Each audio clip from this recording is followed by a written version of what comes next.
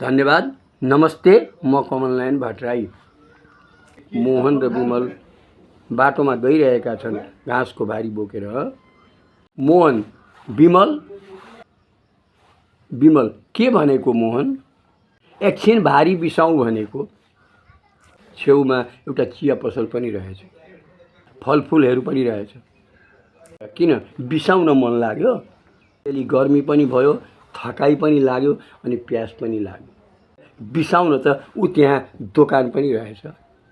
जाउँ न त एकछिन त्यतैतिर बसौँ। जाउँ। अनि भारी पनि बिसाउँछन् सघाउँदै। बिसाउ बिसाउ, भारी यहीँ बिसाउ। हुन्छ हुन्छ, खाजा पनि खाऊँ अनि पानी पनि खाऊँ भनेको। भइहाल्छ नि, मेरो कामै के छ, त्यसैको लागि त बसेको। राम्रो दिदी, हामीलाई सघाउन पनि पुग्नु हो। के दिउँ नानी? खाउँ ल। चिया पनि खाऊँ?